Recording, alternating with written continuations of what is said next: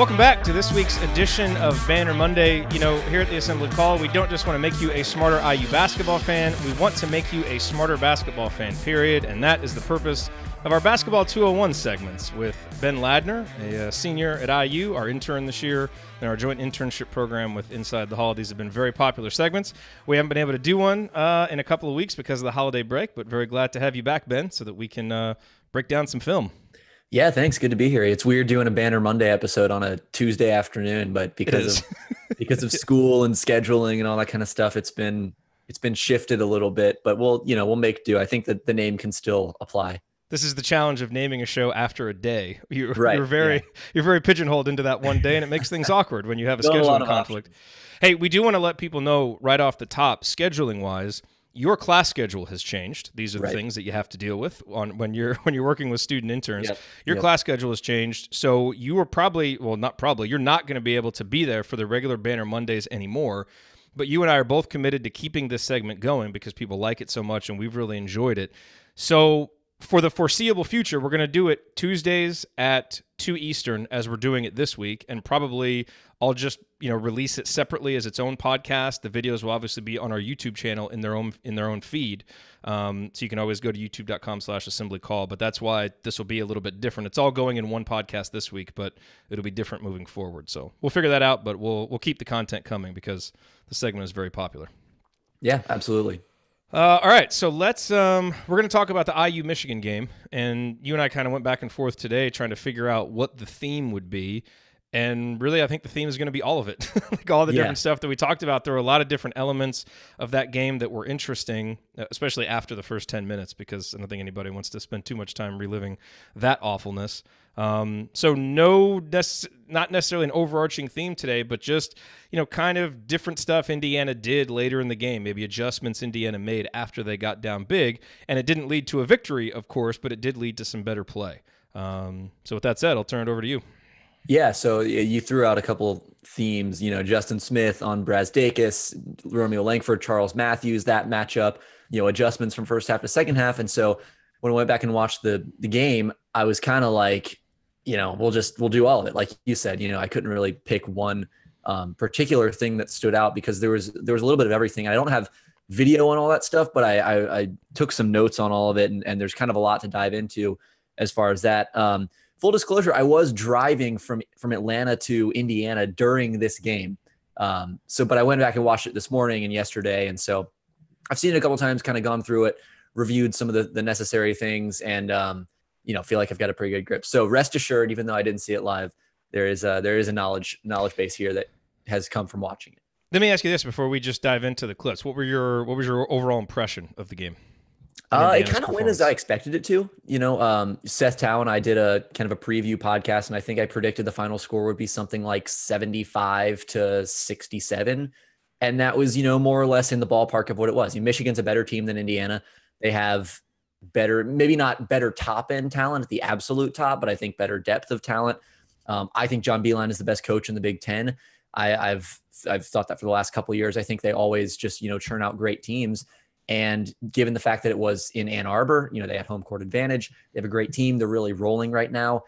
That outcome didn't necessarily surprise me. What I think I didn't expect was that Indiana didn't really play all that well and was still kind of there. They never really got it, within a possession or two down in crunch time, but they made some pushes. The lead kind of waxed and waned a little bit. And so you saw some flashes from Indiana that maybe I didn't necessarily expect to see. It's just a matter of piecing that together for a full game, which they haven't really been able to do against good teams this season. And credit Michigan for that. That's a big part of it because they're a great team and they were able to take Indiana out of what they wanted to do, particularly early in the game. IU just really struggled getting into their offense. But I thought later in the game, Indiana kind of figured some things out that they didn't in the first half. And for a while there, Michigan and Indiana kind of seemed to be playing on the same level, which if you're an IU fan, I think that's a positive.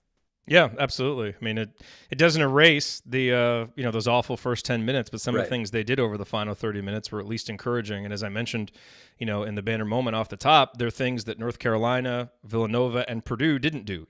Michigan really got up on those teams and those teams never really push back. And so at least to Indiana's credit, they pushed back, in part because of the top-end talent. I mean, Romeo and Juwan, had to play outstanding, as they do every game, for Indiana to compete. But yeah, anyway.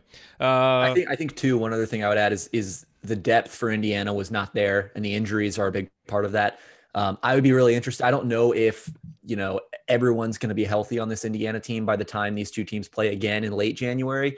But if they are, I think that's going to be a much more compelling matchup. I think we'll learn a little bit more about both teams in that game than we did in this last one, just because Indiana was so thin, and Michigan didn't have Isaiah Livers for a lot of that game. But, I think the health kind of matchup was a little bit more lopsided in Michigan's favor, because Indiana was just missing so many guys off the bench, and the guys they did play off the bench, they didn't really get that much from.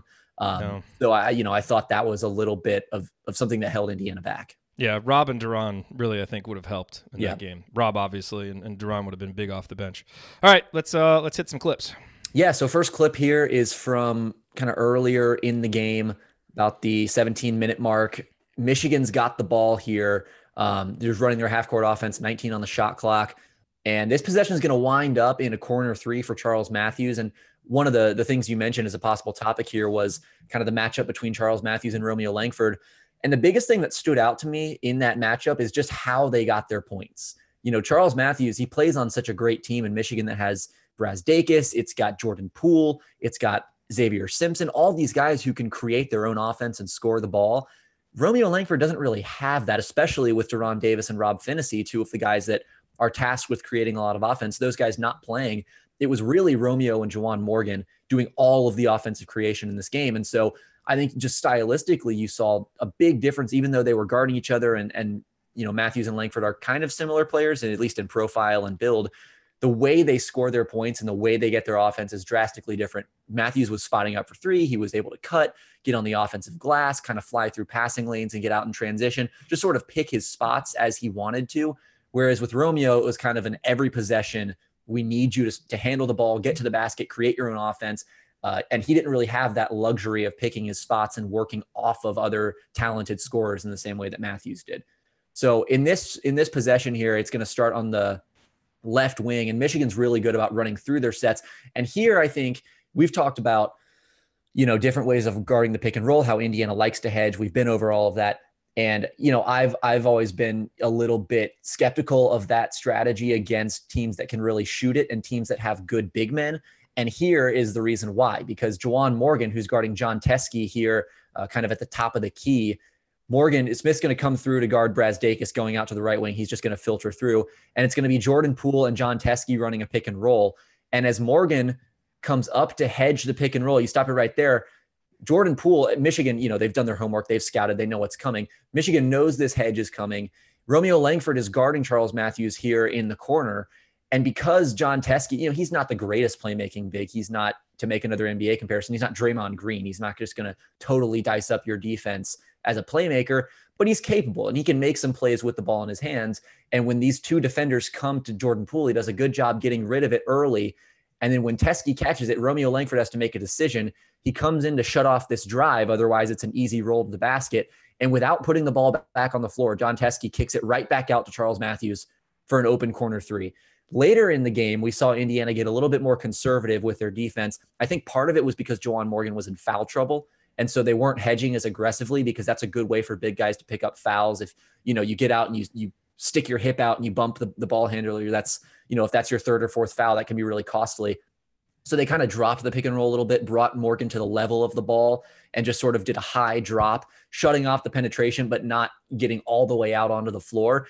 And it actually helped the rest of Indiana's defense on the back line, because they weren't having to make those long rotations. It burned Indiana a couple times. And I think I've got a video of that coming up a little bit later, where Michigan was able to get some stuff off of, the roll, even though Indiana was dropping. But that's just the nature of a good team. And I think here, this is just one of the kind of side effects of running this sort of pick and roll defense is you're giving the offense a 4-on-3 advantage. You're voluntarily giving that up. And teams like Michigan, who are really, really good, really talented, have a lot of shooting, are going to be able to exploit that. And I thought they did a good job going to that early and punishing Indiana for it early in the game. The thing that stands out to me about that clip, and again, that's early in the game, is how flat-footed everybody looks defensively, except for Justin Smith. Like, Justin Smith really stands out there, the way he kind of, fought through that screen, got, stuck with Brazdeikis. Like, you could tell he was kind of taking on that challenge, which I thought he did most of the day, because I thought his defense was really good, and Brazdeikis had one of his worst days of the season. And, one of the issues that I've seen in some of the slower starts, and it's somewhat understandable given how many minutes these guys play, and especially Juwan Morgan, the load he has to carry, he'll sometimes ease his way in defensively. And I get part of that is, not wanting to foul. But on some of those plays, like when he's out there hedging and kind of doing it flat-footed, I don't know if it would have made a difference because Michigan moved the ball so quickly. Right. In that case, it might not have made a huge difference. But I do think over the first 4, 5, 6 minutes of the game, that does – we're a team with a defensive identity, and it kind of seems like it takes us a little while to get into that. And that was, evident in that clip. And I'm hoping, I think having more depth will be part of that, because when guys are playing 35, 36 minutes, sorry to all the old school IU fans out there, but you can't go 100% like, the entire time. But it's an issue at the start of games. And I think we've got to find a way to pick up our defensive intensity early in the game. Credit to Justin Smith, because he did it right out of the gate. Yeah, that was one of the things that jumped out to me as well. Just his focus, how he was dialed in on the defensive end was really impressive. And, we haven't really seen him guard that many great perimeter guys this season. Lamar Stevens will work on the perimeter. Jordan Wara, can shoot the ball, can dribble it, can handle it. But Brazdeikis is a little bit more of a perimeter-oriented player, where he's going to put the ball on the floor a little bit more often, kind of move around, run off screens, spot up, and just play beyond the three-point line more often than some of the guys that Justin Smith has had to guard this season. So we haven't really seen Justin, move his feet and really get out and guard in space a lot this season. And I was very impressed with the way that he did that against Brazdeikis. And, Brazdeikis isn't the quickest guy in the world. He's not going to blow by everyone. He doesn't have elite speed. But he's quick, and he's capable, and he's crafty in terms of getting to the basket and making things happen there. And I thought I have a clip kind of coming up here in a few moments that, Justin Smith slides his feet, uses his chest, keeps his arms out, perfect defensive technique. And I think that's kind of become a theme of the season for him, where early on in the year, it seemed like he didn't really know what his role was, what he was being asked to do, kind of how to execute what they wanted him to do. And Archie Miller touched on this in his radio show last night. Justin Smith has really improved defensively, not just from this time last year, but from the start of the season. I think he's looked a lot better. So I've been really impressed with what he's done. He's kind of weathered that, that tough spell that he had early in the year, and really emerged as an important piece for IU. And yeah, I mean, it's when the rest of the team is kind of flat-footed and not really giving that 100% effort, Justin Smith's technique, his discipline, his effort really does stand out. Yeah, I saw a couple comments from people that were like, Justin Smith needs to wake up. Justin Smith didn't show up against Michigan. I'm like, I don't know what game you were watching, but you have identified yourself as someone whose opinion on basketball is not worth paying attention to. So, yeah, and and Archie also talked about maybe getting him a little bit more offensive opportunity. He didn't take a lot of shots in the Michigan game. It was more just kind of, he had a nice putback dunk early in the game. He had a drive to the basket and missed a layup. But he didn't really take that many shots. So he's still struggling to kind of assert himself and get into the flow on offense. But defensively, he's been as important as anyone on this team. Yep. The second video here is actually, which one is this? We've got, well, let's just find out together. Let's find out. Clifton Moore is out there. Another pick and roll. Oh, so this is basically, Clifton Moore is in the game. This is kind of the opposite of that first clip where, I remember this play. Instead of diving and kind of gluing yourself to the roll man, you stay a little bit too far out on these shooters. And credit to Michigan, they do a great job spacing the floor. You've got a shooter on this corner, shooter in this corner. Justin Smith and Zach McRoberts are kind of, foot in the paint, but they can't really come all the way to the midline because these two shooters, Charles Matthews and Ignas Brazdeikis, can hurt you and be so devastating out there. So again, they kind of hedge the pick and roll. Clifton Moore doesn't totally execute it. He kind of does a mix between a hedge and a drop where he's still facing the mid-court line. He doesn't really wall off this drive. And so Jordan Poole is basically able to drag the defense with him kind of toward this right wing. I mean, it almost looks like Clifton's switching, and that, and it's like he didn't tell Al Durham that they were switching. Yeah, he stays with him probably a beat or two too long. And the consequence of that is that I think this is Austin Davis subbed into the game for John Teske here for Michigan. The downside of that is, once Ignas Brazdeikis, you'll see him rotate kind of from this left corner up to the left wing to create a better passing angle for the shot. Justin Smith sees that, he tags the roller, he does his job, but Clifton Moore doesn't get back in time. And so basically the choice here for Indiana is, do you want to give up an open three to Brazdeikis, or do you want to give up an open dunk to Austin Davis? Justin kind of gets caught in between, and he ends up going back out to the shooter. Davis catches and finishes through Zach McRoberts, who's not, for all of his grit and hustle, is not really going to pose that big of a threat to a massive human being like Austin Davis down low. So, that's one where ideally you're not playing Clifton Moore in the situation, because you have Deron Davis and you've got a little bit more depth you can go to. But, sometimes you'll be in those circumstances. And I just think this was another early in the game, 13:22 left, another case of Indiana just not totally being dialed in on the defensive end. And against Michigan, these buckets that build up over the first 8-10 minutes of the game can really come back to haunt you. And they did in this game. And, people talk about Clifton Moore needs more minutes, and I would love to see him get more minutes because it would help his development. But plays like that right now are the reason why he's not getting them. Because when he plays, he is, and Coach mentioned this on the show, there were a couple times that he altered shots, and so he can present some things for you. But at least once or twice a game when he's out there, he will mess up a ball screen coverage like this, and it gets everybody, out of rotation. And that mistake leads directly to a basket. And I think if he can clean some of those things up, just from an awareness perspective, like you said, it was a beat or two.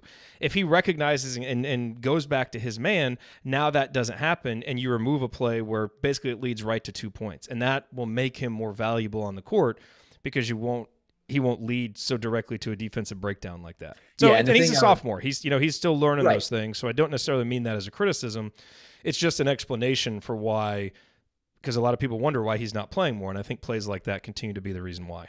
Yeah, the mistakes he makes are typical of a young player who doesn't play much. He's jumpy on defense. He kind of will lurch one way, and it's clear he doesn't really know what to do, where to be. And because those things, being able to do that right, it takes time, it takes repetition. And if you're not getting those reps, it can be tough to kind of grasp that, especially in a scheme that requires as much connectedness defensively as Indiana's does. The thing I would say to Clifton, if I were a coach kind of going through this in film session, is if you're going to hedge, you got to get all the way out there, kind of get parallel to the sideline and shut off that drive. And if you're going to drop, you only need to be in front of the ball as long as it takes the guy guarding the ball to get back in front. And then you got to get back to your man. And Clifton stays with him too long.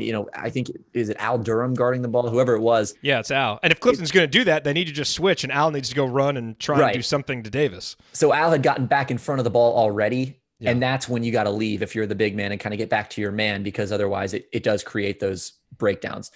Yep. The next clip here is also from the first half. It's not so much, a defensive breakdown. It's just kind of really, it's just Romeo Langford kind of making a freshman mistake. And really, a lot of players make this mistake. Juwan Morgan has done this season.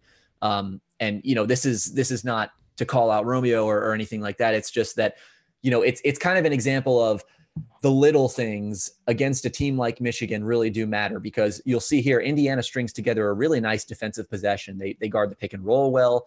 They close out on shooters. They force a difficult shot. And you'll see at the end, Romeo makes a crucial mistake that gives Michigan life and allows them to score out of this possession that they probably had no business scoring on. And so to start, same kind of set we've seen in the first two clips, high pick and roll. We'll rewind a little bit. Juwan gets out and then immediately back to his man. And Justin Smith has a nice little tag down here on the roller, John Teskey, and then gets back out to Charles Matthews, kind of preventing that shot that we saw in that first clip. Meanwhile, Juwan and Romeo Langford is over here helping on John Teskey in case they want to enter it to the post. They've got a man there. And actually that's what he will end up doing later on in the possession, because Charles Matthews is going to drive baseline. And then John Teskey rolls here and Romeo slides over to take away this layup. And this is kind of good scramble defense by Indiana, because Michigan is running a lot of different actions. They're putting Juwan Morgan in a lot of pick and rolls, making him move around the floor. And it's hard to stay with your assigned guy through the entirety of that possession. And so what you'll see here is kind of a longer version of an X out, which is basically where, the guy closest to the man who catches the ball, I think in this case, it's going to be Jordan Poole, is going to close out. And then whoever is kind of not guarding anyone just closes out to the nearest man. And so Michigan's going to swing the ball. Al Durham is going to step up and guard Eli Brooks here on the ball rotation. Juwan is rotating all the way from the left corner to the right corner to close out on Jordan Poole. and it forces a drive here. Al does a good job staying in front of the ball. And here's the mistake. Romeo Langford just swatting at a ball that he has no chance of blocking instead of blocking out John Teskey. And the result is an easy putback dunk. And those are the kinds of things, it's a really nice defensive possession, good hustle, good connectedness from Indiana, all possession long. And you'll see Romeo, when this shot goes up, he should be putting a body on John Teskey right there, keeping him off the boards, because Al Durham is already going to contest this shot. Eli Brooks has already left his feet by the time Romeo leaves his, and he just has no chance of blocking the shot. And instead you give up an easy basket because you're just kind of gambling for something that is really not going to pay off. I see Coach is agreeing with you in the chat. I'm going to defend Romeo a little bit on that. I mean, I think he was no, he probably didn't have a chance to get that, but he was close. And I think you're right when you termed it a freshman mistake. He's been a guy who's gotten by so much with his athletic ability. I can see why his instinct there is to try and block it. And part of what makes Romeo great is his confidence and his belief that he can make plays that other people don't see. So where you and I might look at that and say he has no chance, I understand why the competitor in him thinks he does. So I agree with you. As he, gets older, you would hope that he would see that as, let me go box this guy out. But I kind of understand and excuse the thinking on that one for freshman Romeo. Yeah, I think that's fair. And, it's something you learn. Like I said, Juwan Morgan's done that a couple times this season as well. And it's a natural tendency, right? Guys want to pin shots against the backboards. Guys want to swat shots out of bounds. They want to make those highlight plays. It's kind of, the natural inclination. You're not always thinking, okay, where's my man and how do I box him out on this play? That's not always the first thought that a player will have. But, again, against Michigan, against these great teams, they can beat you for that. And all of those little kind of tiny mistakes add up over the course of the game. Yep. Next clip here is another good defensive possession for Indiana. This comes in the second half.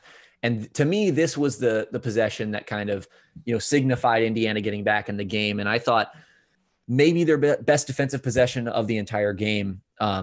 You'll see Xavier Simpson bringing the ball up here against Devontae Green. And just, I don't have, really have the ability to point out every single good thing that Indiana does on this possession, because it's a lot of really little things and they happen in quick succession. But just notice how easily and how well Indiana gets over screens on this possession and their closeouts, because every ball screen the man's fighting over.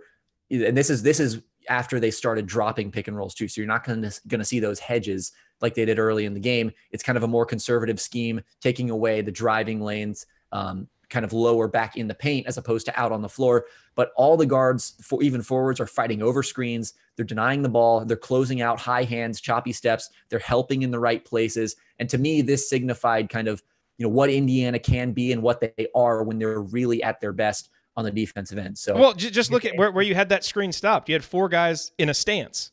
Right. It kind of starts with that, which we didn't see in the very first possession of the game. And I mean, big part of defense is just being ready to play defense. And so I mean that was evident right away from this clip. Yeah, it's a great point. They're locked in, and this is right after halftime too. So that could very well have been a message in the locker room that they need to come out with some more defensive engagement. So they enter it to Charles Matthews on the left wing, and Michigan going to run through their sets. Romeo Langford, after Matthews gives the ball up, Langford gets into him and kind of bumps him off his spot, takes away that post look that they want. Meanwhile, Al Durham is following Jordan Poole off this screen. Look how he gets into his body, gets skinny over the pick, and he's there on the closeout. Same thing here. Justin Smith is going to come through here. Good job by Al Durham giving Justin Smith space to get through this screen. You're going to see Al drop a little bit. Smith's going to shoot the gap here between Al Durham and Jordan Poole, gets through for the closeout on Brazdeikis, and then fights over this screen, gets skinny, stays in a stance, takes away the drive again, forces a kick out pass after Al Durham helps down, or I should say Devontae Green helps down, then closes back out on Xavier Simpson. Meanwhile, everyone remains in a stance. Green gets over the screen, Smith closes out, and they force a tough contested three at the end of the shot clock. I mean, that's holy smokes. That was beautiful. Darn near a perfect defensive possession. You just see everyone stunting and recovering, closing out on the ball, getting over picks, staying in a stance, keeping their hands high, everything. I mean, that's a defensive clinic, and it didn't happen consistently all game, but there were a couple possessions, and we saw this a couple times against Louisville as well. It's been there sporadically throughout the season. Those are the defensive possessions that if Indiana can do those consistently, I mean, they just shut down a Michigan team that is one of the best offensive teams in the country. Granted, it was for one possession, But, again, if you can do that against a team with that much talent, that much, ball shot creation off the dribble on one team, if you can do that against that kind of roster, you can probably do it against anyone. And I think that was kind of the flashpoint moment of this game for me. If you're going to take one good thing away from this game, for me, it's that defensive possession. Yeah, it was beautiful. I mean, it shows what this team is capable of when they're really locked in defensively. That was great. You look like you're on the verge of tears. Yeah, I mean, that was, I kind of am. That was beautiful. I have to take that clip and watch it a few times later. Yeah, I can send you the link. So here we'll transition a little bit into offense. Oh, I haven't shared the screen. I got to do that. Transition to the offensive side of the ball. This is, I think, something that's going to emerge as a more consistent theme as the season goes on, and especially as they enter Big Ten play. The schedule is not going to get any easier for Indiana. So maybe it gets easier from Michigan and Duke, but still, you got a gauntlet pretty much every single night. You're playing a good team.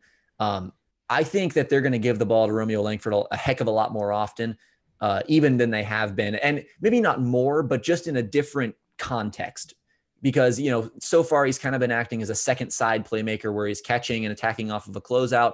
He'll run the occasional pick and roll and, isolate from time to time and shoot a jump shot. But in this Michigan game, part of it had to do with Rob Finney being out and then just not really having that many guards who could handle the ball. But Romeo took on a lot of ball handling duty in this game. And I think kind of later in the game, this is from the first half, but we saw it a lot more in the second half. The coaching staff kind of realized, okay, we just got to take our two best players and put them in a pick and roll. And I've talked about this before, how that's probably your best source of offense. And it was only a matter of time before Indiana kind of realized that. And I think that time has come. This was about the time where Indiana started to get back in the game around the 11-minute mark.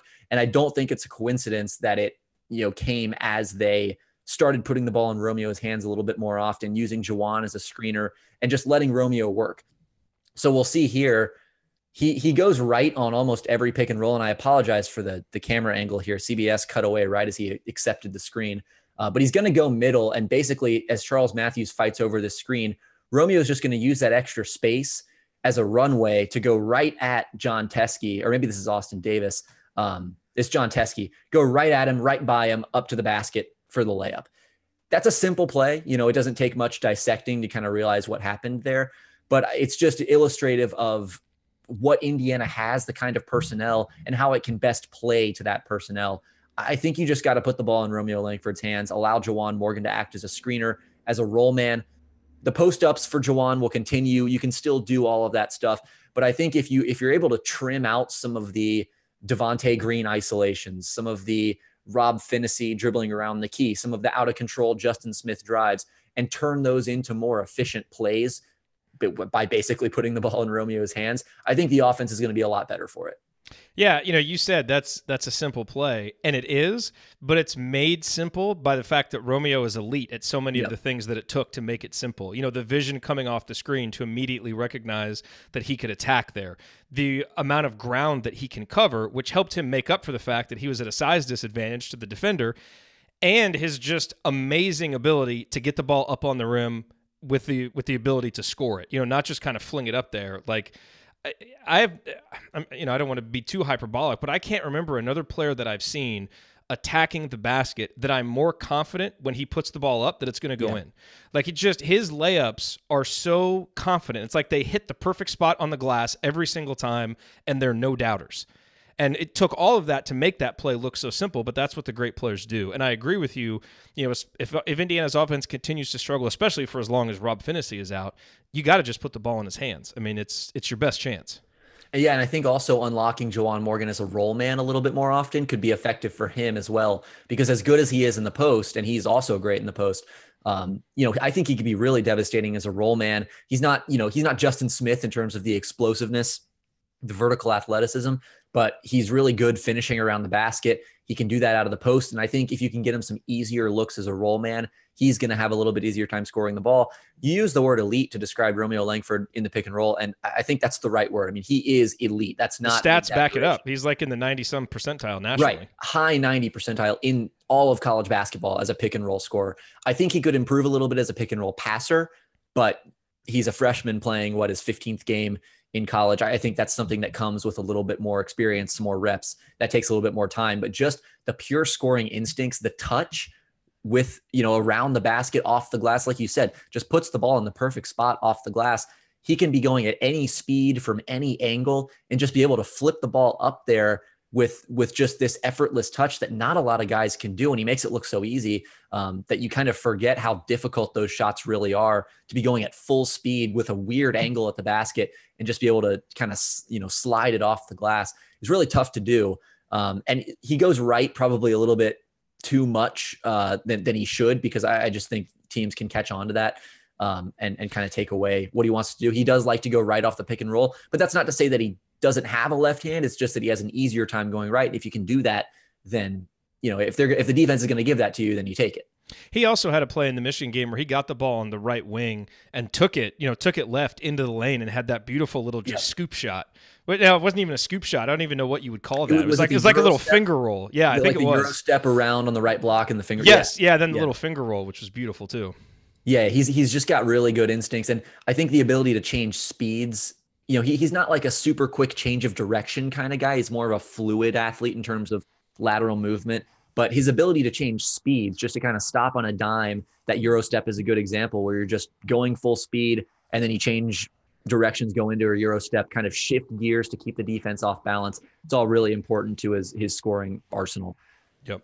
The next clip here is, I mentioned his passing in the pick and roll. This is a good example of, kind of what that can be. This is Romeo running a pick and roll. This is late in the game where Indiana, basically every possession was going to kind of this 1-4 flat set with Romeo at the top and just running Romeo Langford, Juwan Morgan pick and rolls. Occasionally you would get Justin Smith involved in the action, but more or less it was Romeo Langford running the show for the last 5 or 6 minutes there of the second half.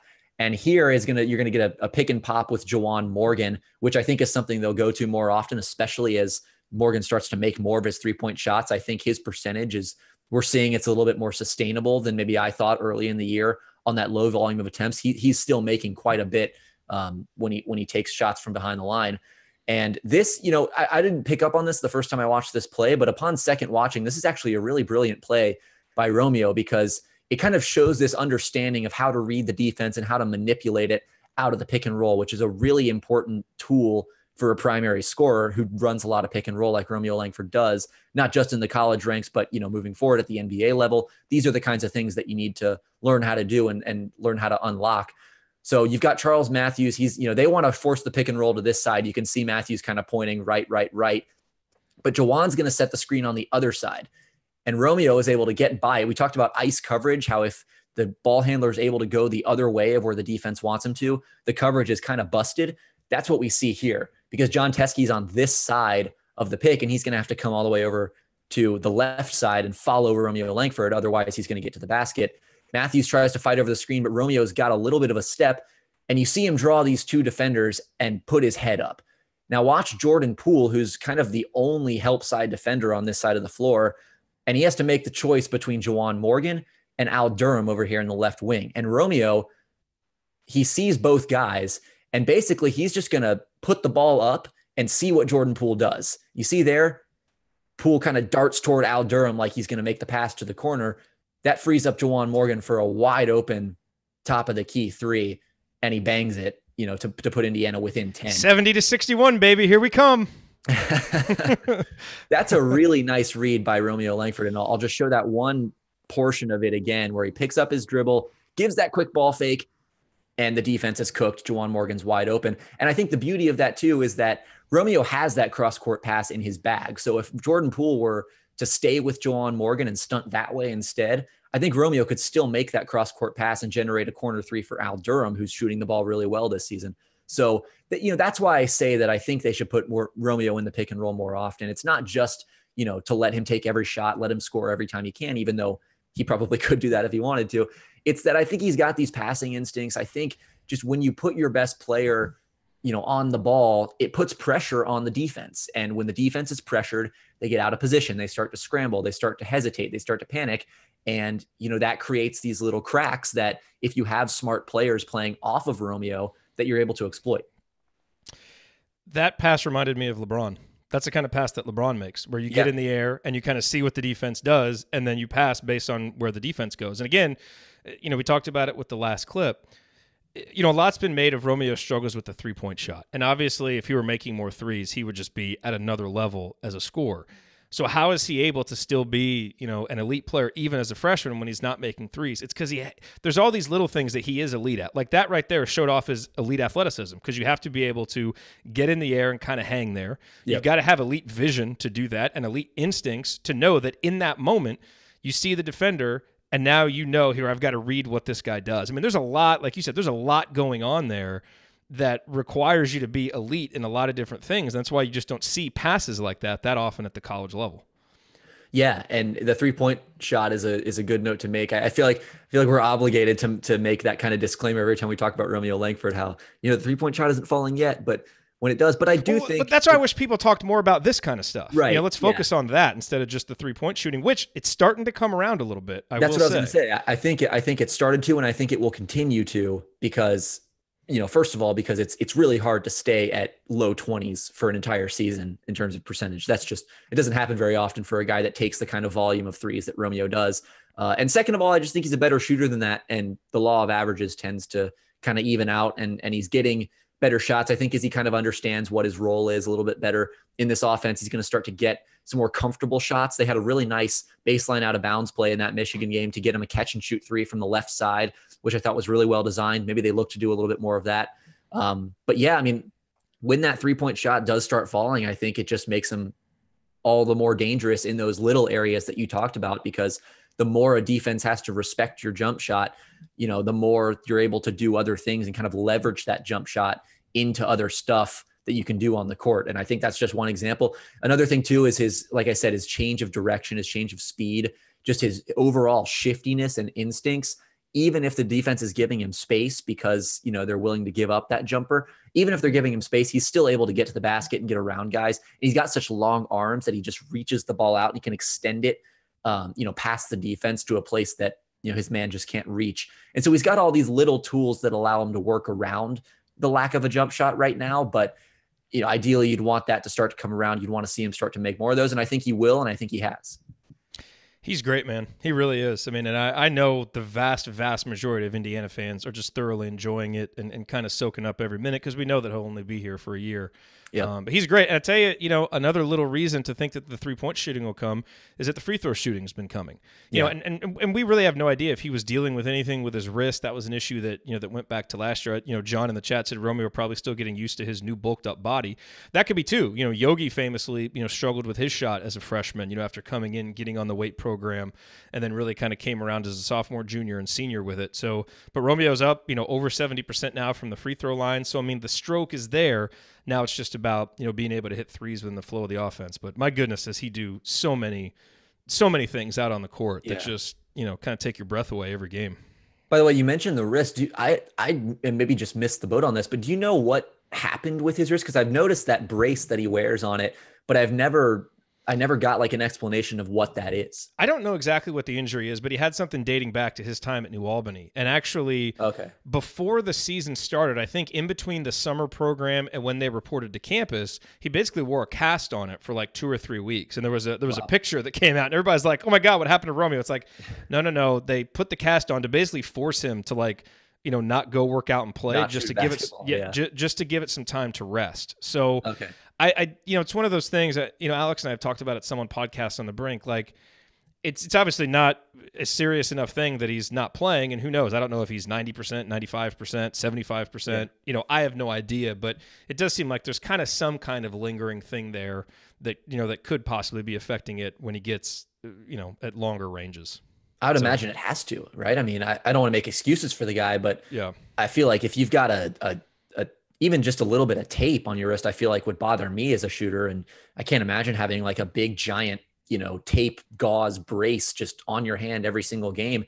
Even if you do wear it every single game, I can imagine that is easy to get used to. So I have to think that that's, bothering him to some degree. Is it the sole reason why his 3-point shot, his 3-point percentage has plummeted?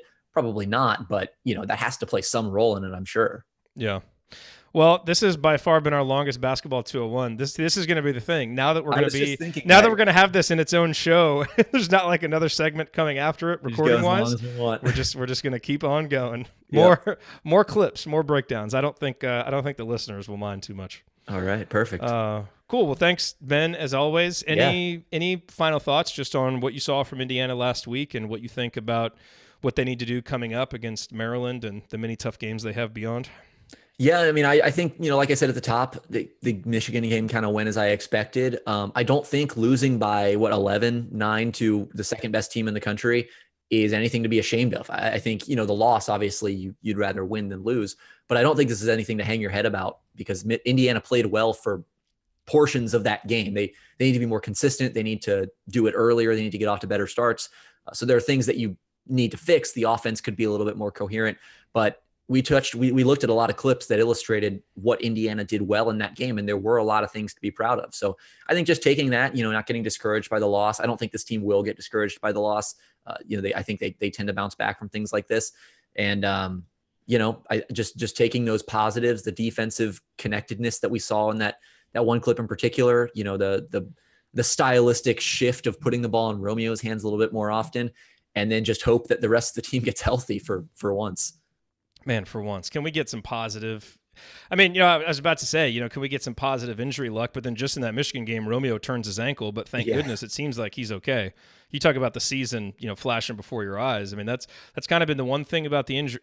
No, you know what? I'm not even going to say it. I've wanted to make this point a couple of times. I am not going to say it. I'm stopping myself right now. It's a good call. I don't really believe in jinxes, but I also don't want to tempt fate. So just know there was an important point there to be made about injuries, but you'll be happy that I didn't make it. Yes. So and let's just get healthy.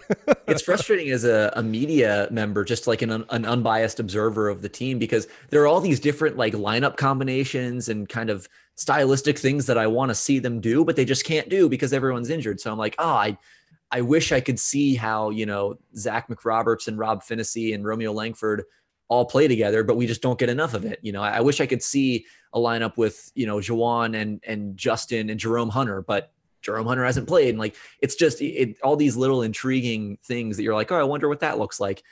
We may never know. I know. All right. Well, coming up here, it is time for our opponent preview. Indiana faces Maryland on Friday night, and while the Hoosiers will always pose challenges for opponents because of Juwan and Romeo's greatness, this Maryland team poses some particular matchup challenges for IU. We'll discuss it next. Stick with us.